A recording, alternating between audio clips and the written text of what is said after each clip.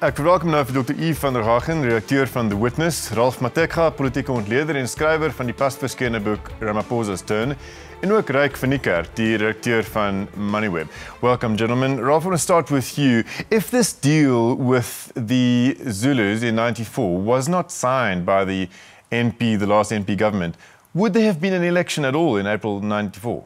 I think it was one of the main stumbling blocks. Actually, it was the biggest threat to South Africa moving into democracy. So had that not been agreed upon, I think there would not have been election. We know that there were serious problems in KZN. The problem of secessionism has always been there. But even beyond the question of secessionism, just the killing and so forth, it requires that that deal was agreed upon so that you can have conditions for a democratic South Africa. That was very clear, and it was the main bone of contention there. And so, Yves, since '94, the IFP then agreed to participate in the election, and this new dispensation that was created, who has this benefited most? The chiefs or tribal leaders, or the people living on that land? Well, I don't think that there's any direct benefit to the people. So you have a conflation of a whole bunch of stuff. So you've got a conflation between the king, who likes to pretend that he and the people are synonymous, regardless of the fact that you've got Kunus, you've got Ntembus, you've got Klubis, not all Zulu, in other words. So the trust board and the trust itself has obviously benefited because it's extracting revenues. The chiefs continue to have control. Whether there's the actual financial mechanics are opaque in a non-transparent environment. And I think that's part of what the high-level panel is getting at, is that there needs to be a way to make this a public process by which normal processes of accountability are taking place, and then things can be allocated according to due process, and then with the ultimate objective that people can have some immediate direct control over their personal circumstances. In other words, not have it at the whim of anybody. Although I think just a word of caution from your introduction about that the entire system is despotic. I think one can agree that the principle of a monarchy placed next to a democratic dispensation, one has to characterize it as despotic. But the situation on the ground, not all the chiefs are despotic. So in other words, they also fulfill functions which formal local government cannot get to. So we also need to bear in mind that if we're saying you take traditional leadership off the table, what can actually move in? What structures do you have?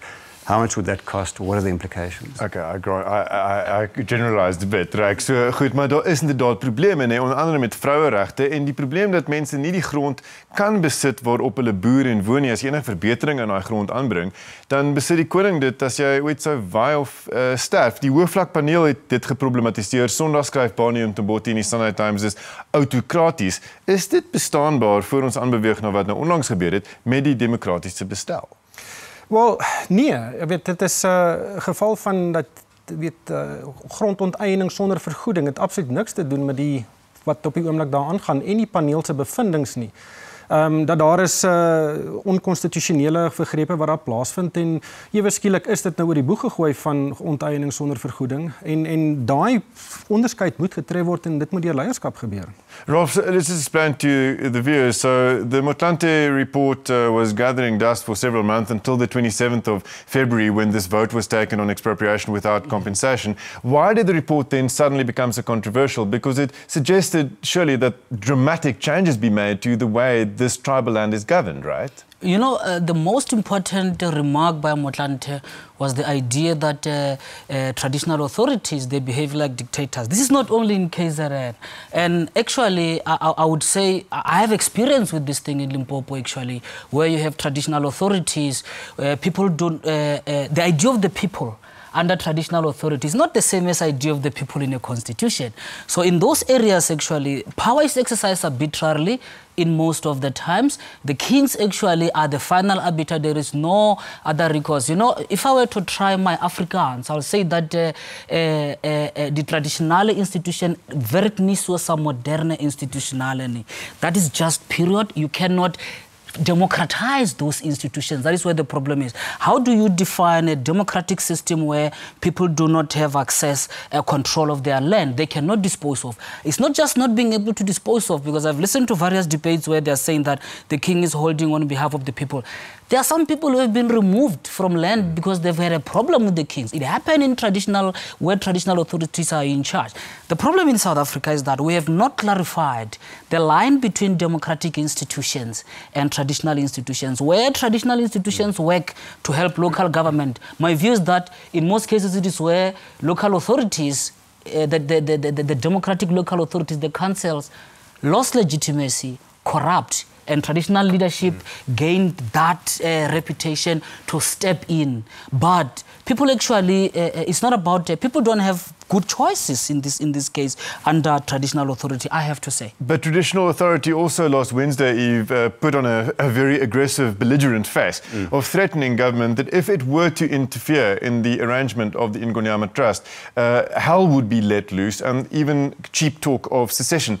Surely these are just empty threats, and the king doesn't have the wherewithal or the desire to make good on these threats? I think it's highly unlikely that anything will come of it. I think at one level it feels like a complete rewind to 94 and the circumstances then, but we're in the middle of we're just coming out of a civil war. There was still a critical mass to both traditional authorities and to the IFP and the conjunction between the two of them. So that, if you simply look at the electoral performance, so the IFP's gone from 50% in 94 to about 10% now, and in local government 8% to about 4%. So the capacity to mobilize must be very small. And I think the other thing that people need to realize is that this war talk is the right wing of the traditional authorities. It is not in toto what traditional authorities either are inclined to do or would do. They might be inclined to do it sometimes, but they wouldn't be able to mobilize. So I think the possibility of mobilization is not great, not on the scale that's being threatened. Goed, maar Ryk, as die moontlikheid of die gevaar van mobilisering, etniese mobilisering gering is, waarom het die regering hom dan gesteer aan die, klaarblyklik, aan die koning se dreigemente en 'n paar dae na die koning se toespraak gesê, goed, toe maar, ons sal julle grond uitlos? Ja, dis 'n baie goeie vraag en ek op die oomblik dink ek is Ramaphosa wat nie die boot te veel wil skud nie, om 'n anglisisme te gebruik. Dit is 'n ideale geleentheid vir hom om 'n standpunt in te neem en om 'n wesenlike probleem te help oplos. Maar op die oomblik dink ek die politieke situasie waarin hy op die oomblik probeer oorleef, is van so 'n aard dat hy nie so 'n emosionele brandpunt kan gebruik of 'n besluit daaroor neem wat op 'n ander plek kan seermaak. Ralph, is Cyril's problem, the president's problem, an internal ANC problem that he can't, estrange the so-called Zuma faction? I know you write in your book that they are not these simple binary factions, but is his fear that he shouldn't upset a wing of the ANC too much, or is his fear that in 2019 many people in KZN might switch to the IFP if the ANC administration is seen to be meddling in Ingonyama affairs? The problem is that had the ANC, had Cyril pushed ahead with offending the king, because remember the initial position when they endorsed Motlante's report, because they endorsed it initially, they made a turnabout. When they initially endorsed it, they underestimated how this will play within the ANC. So now the problem is that KZN is becoming a center stage for resistance against Ramaphosa. That is why he has to go there, because let's be honest, of all the provinces, KZN is more of a no-go area for him. And those who are still beheld to President President Jacob Zuma's politics, those who don't want to go to jail, those who don't want to be investigated, all of them are going to KZN and mobilizing in KZN. The land issue is one issue that Mr. Ramaphosa, I think, need to be careful so that he does not actually give it to them as a point of mobilization. But unfortunately, there is just no consistency. How do you explain from such a radical turnabout? Certainly, you are going to talk about land, and you just make a turnabout now and say you're going to have a cup of coffee with the king.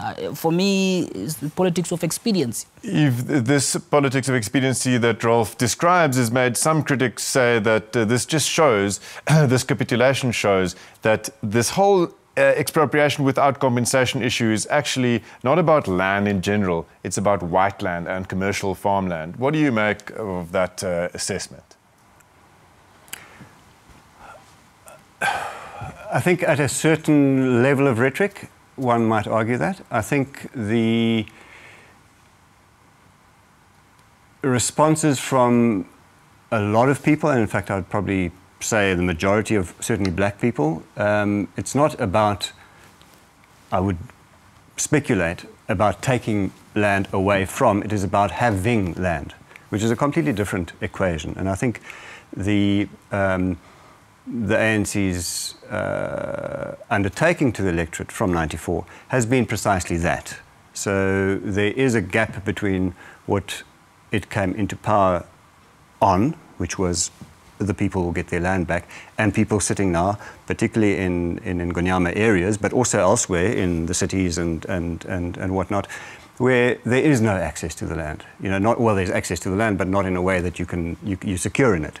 And that, I think the high-level panel has correctly identified that if you look at the legs of land reform, so you have restitution, you have redistribution, and there's security of tenure. So in other words, the mission and the purpose of the high-level panel, remember, was to see whether the legislation that has been implemented has had the desired effect. And that's where it's come in. It's not as if this is something that has been smoked in a quiet back room somewhere. This is actually part of a consistent process that started in 1994, and there's now a reality check. Has it worked? If not, why not? And what can be done about it? Yves, 10 seconds, but it has not worked for everybody and not for the people who live on this land. No, surely government must do something about the Ingonyama dispensation. Yes, it must. 10 seconds. Yeah. Just bear in mind, there's a difference between the trust board, which is its own thing, and I think probably could be dispensed with without any problem, and then there's traditional authorities who probably cannot be tackled. Okay, thank you very much. Bly in Skakel. Hierna gesels ek verder met Ralph Mathekga oor sy nuwe boek Ramaphosa's Turn: Can Cyril Save South Africa?